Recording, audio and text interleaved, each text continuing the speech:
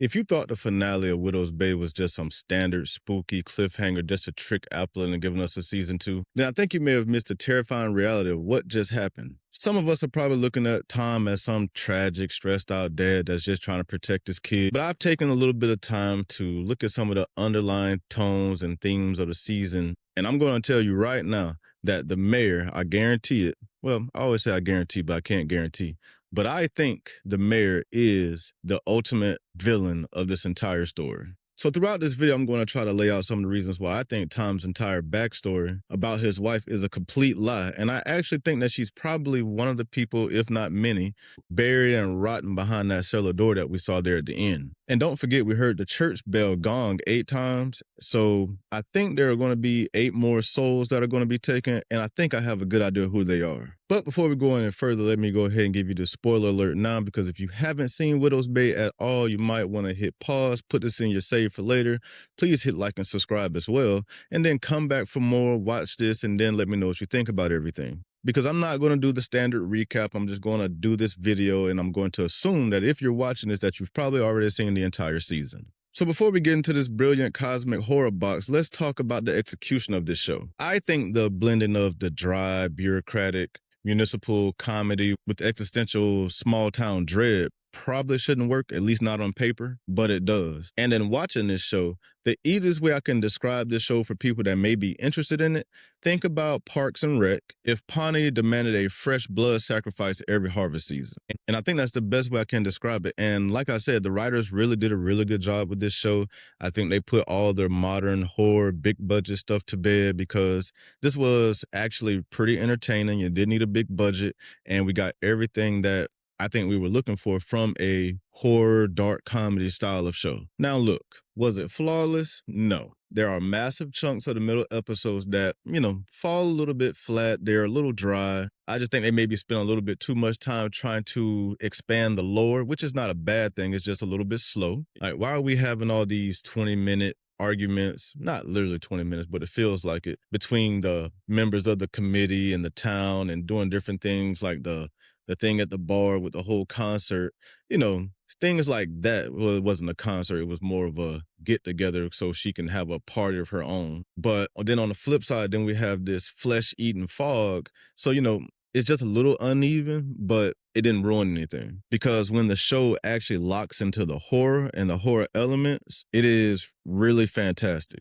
Matthew Rhys plays Mayor Tom, and he does it with this frantic, highly caffeinated desperation that we usually see when people are kind of disarming bombs in movies and things like that. And all he's really trying to do is turn this island into the next Martha's Vineyard. He wants it to be this big tourist location that, flourishes the community and the town and, makes everything good. But of course, we have these sea hags and the boogeyman and a few other monsters that, are trying to ruin the party. And I think those are the things that make the execution work, because they actually feel sort of real. Even when the whole premise about the show and some of the episodes are a little bit absurd, but it's sharp and it's deeply sarcastic. And I think it leaves enough breadcrumbs for us to almost make us want to rewatch the entire thing as a binge drop, which I did. And it's a lot better that way, as a binge drop. So if you haven't seen this entire season, or if you've seen bits and pieces of it, maybe a couple of episodes and then you stopped, you're really going to enjoy watching it as a binge drop. Because I think the pacing issues, when you watch it that way,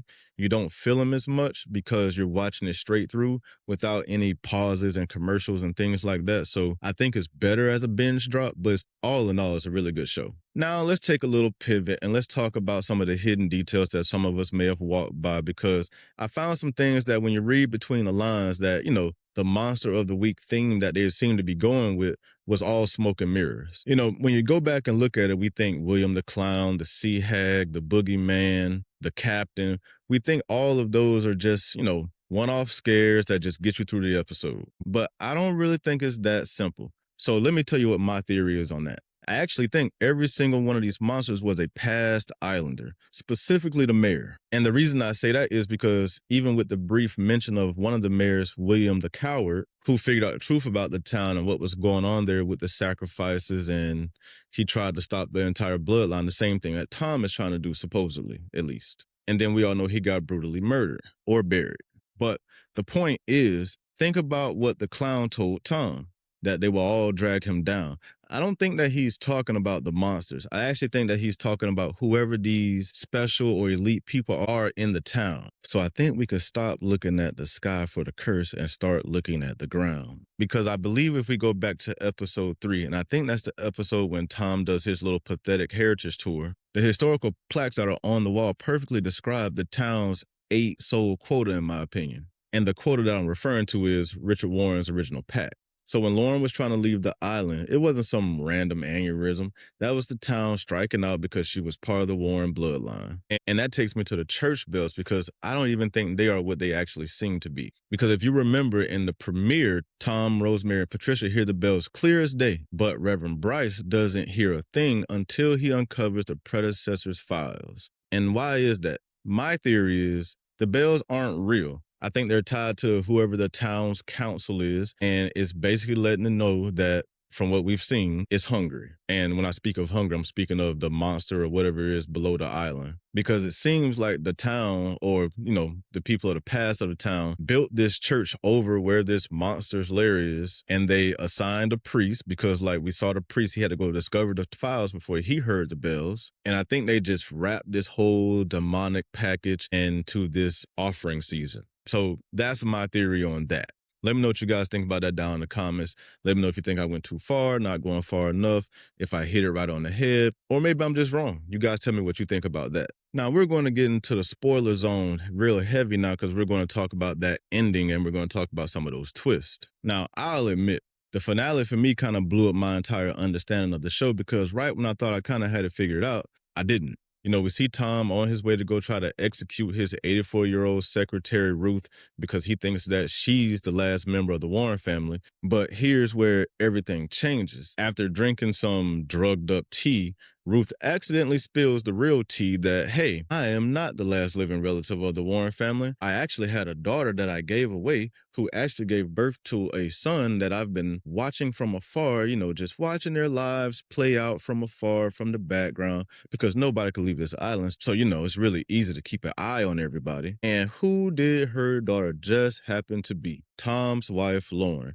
So what does that mean? His wife, Lauren, is gone. At least we think she is, but she's gone. That means that his son, Evan, is actually the last remaining relative of the Warren family. And what are you going to do about that, Tom? And that's what takes me to the real massive twist that sets up season 2, in my opinion, because when you look at the underground tunnels, I don't think Richard Warren's pact was actually a curse in the beginning. I actually think it was somewhat of a truce, because the island was already this disturbing, scary place before they even got there. I think whatever is driving this island is controlled, or at least breeds, this black mushroom fungus or whatever.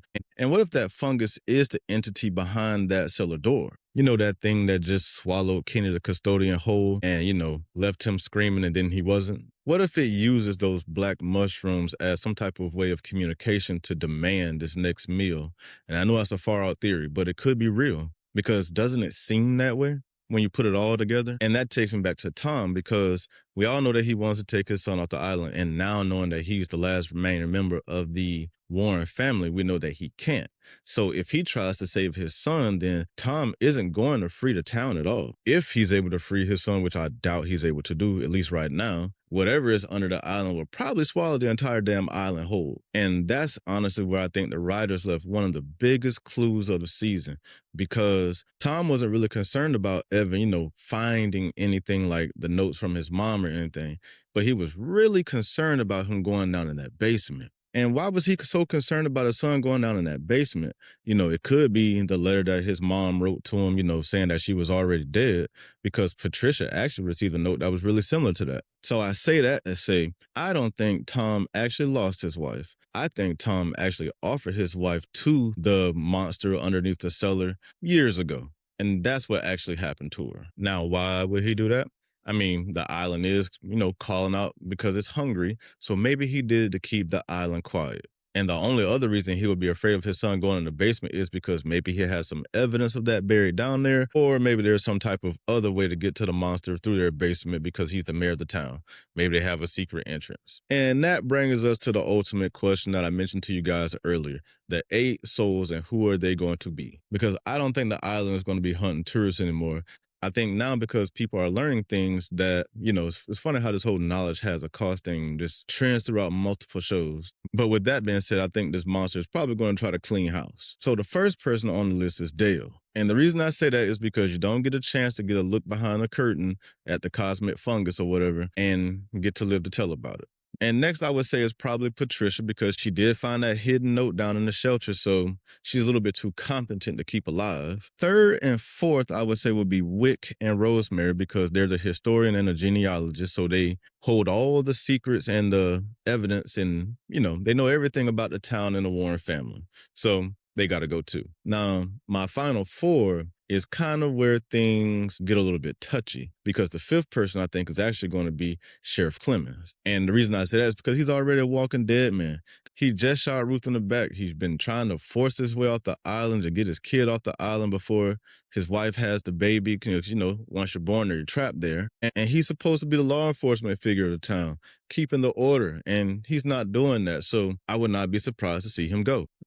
Number 6, the sheriff's wife, and number 7, the unborn child, I think they're probably going to be used as leverage against the sheriff. I'm not sure when she's going to have this baby. This season seemed to play out over maybe about a week. So, I guess she is about to have the baby. So the baby's going to be stuck on this island unless he can get the baby off sometime in a season 2 premiere, which I doubt happens. So I think all three of them, that family will be very, very important to what could truly set everything free and maybe actually free the island. And that brings me to the 8th and final soul, and I'm sure you know who I'm going to say, and it's Tom. Tom is obviously probably going to die at the very, very end. He's going to be the last person taken by this monster, and maybe that's what sets the island completely free. Because, of course, this island is going to torture Tom to death. It's going to put him through every single thing possible to make him want to probably drop himself. And eventually he just might. Or he might just feed himself to the monster. Who knows which way it goes. But I think things are going to get a little bit weird for Tom because he just lied to the sheriff about, his son being the last relative. And then, now that the sheriff knows that Tom's son is the last relative and the person that's keeping everybody trapped on this island, how is all of this going to play out? Because even if Tom sacrifices himself, that doesn't mean that it's going to break this curse or truce. So I think season 2 is probably going to be an absolute civil war between the townspeople. So when you weigh the dark comedy against that genuinely bleak structural mystery of season 1 in Widow's Bay, I think you get an incredibly solid show. I would personally give it a 9 out of 10. I really enjoyed it. I thought it was better as a binge watch. I think they took a massive gamble on this show, especially with the genre bending and mixing different genres together and letting them play out the way they did, but I actually think it worked. But I want to hear your thoughts. Let me know what you guys think about Widow's Bay Season 1. Are you excited for Season 2? Do you think it deserves a Season 2? What do you guys think about Tom and the entire mystery now that we know that his son is the last remaining Warren member? What do you think happens from there? Let me know what you guys think about everything down in the comments. Again, please don't forget to like and subscribe on your way out, and I will see you in the next video. Thank you all for coming.